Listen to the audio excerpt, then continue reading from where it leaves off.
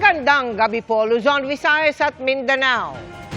Nanawagan si Senador Bato de la Rosa kay Pangulong Bongbong Marcos na huwag siyang isuko sa gitna ng kumpirmasyon na inisyuhan siya ng arrest warrant ng International Criminal Court o ICC. Tila pahaging pa ni Senador de la Rosa sa Pangulo, baka mangyari din ito kay Marcos balang araw. Di pa ng senador kung meron umano siyang dapat panagutan, ay payag siyang managot sa isang lokal na korte. At nakatutok live si Marisol Abduraman.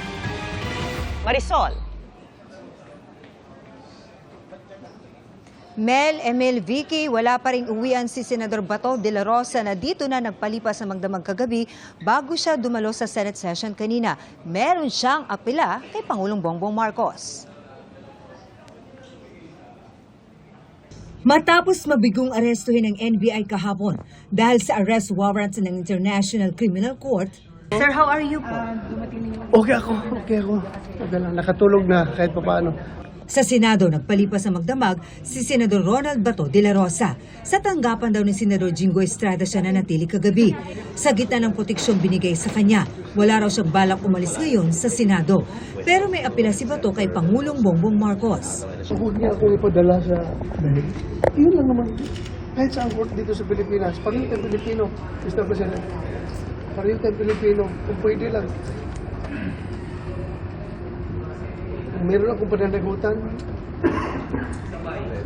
ko dito sa ating local court. Huwag doon sa Banyaga. Pero tila may pahaging si De La Rosa kay Marcos. Isipin din daw ng Pangulo na baka mangyari sa kanya ito balang araw. Nag-iisip-isip rin siya na baka darating rin ang araw na ikaw rin, sir, ay malagay sa sitwasyon ko. Malagay sa sitwasyon ni Pangulong Duterte. So yun lang, apila ko sa iyo, sir. Please, may naiwan ka pang pagmamahal sa ating bansa. Yun lang po ang ang gawin ninyo. Protektahan nyo. Hindi lang ako, kundi bawat Pilipino na nasasadlak sa ganitong sitwasyon. Ang paglitaw ni De La Rosa sa Senado kahapon ang pagtatapos ng 6 na buwan niyang pagtatago matapos umugong noon na may warrant of arrest na laban sa kanya. Matapos siyang matakasan ang mga umahabol ni NBI agents kahapon, nagpupuyo sa galit si De La Rosa na makapasok sa session hall ng Senado. This is the Senate! Wala silang respeto sa institusyon ng Senado. Bakit gano'n ang NBI? I am a senator of this republic. Kung hindi ko papasok, ginahanap niyo ako. Di ba? Ngayon papasok ako, tatanungin niyo ako bakit ako pumapasok. This is the worst government. Sa isang punto, nilapatan pa ng lunas ang sugat sa daliri ni De La Rosa matapos siyang madapa sa pagtakbo papasok ng session hall. Emosyonal din siyang nilapitan ng kanyang staff at kinumusta ng ilang kaalyadong senador. Sa Facebook Live ni Senador Robin Padilla kagabi, magkakasama sila ni De La Rosa at Senators Amy Marcos, Joel Villanueva at Bongo. Dito, sinabi niya ang pakay daw ng tangkang pag-aresto sa kanya ay para mapigilan ang pagpapalit ng liderato ng Senado. Pinipigilan lang akong pumasok sa Senado dahil ayaw nila na maagaw namin ang liderato ng Senado. Pero hindi sila naging successful sa pagharang sa akin dahil nakapasok ako talaga. Naharang nila ako para hindi aabot ng 13 yung boto namin, wala kami majority, para tuloy pa rin yung state of affairs ng ating bansa. Isa si De La Rosa sa mga tinukoy na co-perpetrators sa kasong Crimes Against Humanity ni Pangulong Rodrigo Duterte dahil sa madugong drug war. Pero itinanggi ni De La Rosa ang mga ibinibintang sa kanyang pagpatay nung hepe siya ng pulis sa Davao at nang maging chief PNP. Kasi alam nila wala akong tinatay na tao at wala akong inutusan na patayin ninyo yan. The lowest point of my life. Ikaw ba naman? Nagtrabaho ka na gusto? I have said, yung aking servisyo talaga. Yung ideals ng PMA, courage, integrity, and loyalty, isinisabuhay ko yan. Lahat ginawa ko. Tapos, ngayon, ganito mangyari sa akin?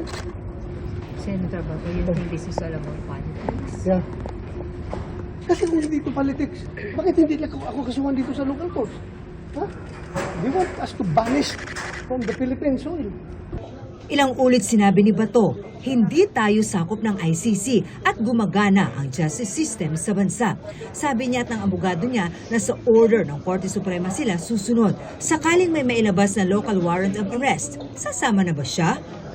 Yes, we are exhausting all legal remedies. If it is a Philippine Supreme Court, we have remedies under the law, and he will perhaps bow to the majesty of that court by perhaps posting bail or other ways by which we can recognize the jurisdiction of the court. Hindi pa raw masabi ni Senador De La Rosa kung hanggang kailan siya mananatili rito. Pero habang hinihintay daw niya ang desisyon ng Korte Suprema, business as usual siya dito sa Senado at gagampanan daw niya ang tungkulin bilang senador.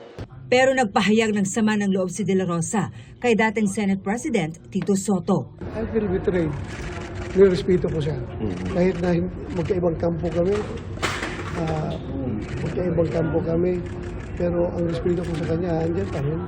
Sinusubukan naming makuha ang panig ni Soto.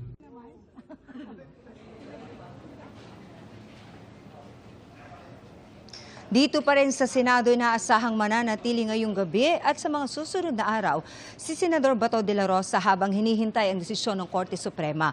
Kaugnay ito sa musyon na kanilang inihain para pigilan ang tangkang pag-aresto sa kanya. Vicky. Maraming salamat sa iyo, Marisol Abduraman. Sinagot ng palasyo ang pahaging ni Senador Bato de la Rosa kay Pangulong Bongbong Marcos na baka mangyari rin sa kanya ang kaparehong sitwasyon nila ni dating Pangulong Rodrigo Duterte. Same situation and scenario as compared with the former President Duterte and Senator Bato. Sana tinanong niyo muna kung anong kaso. Kasi kung pag-uusapan natin kung madadala siya sa dahig, that's definitely impossible. Kasi ang Pangulo ay hindi nag-commit ng EJK.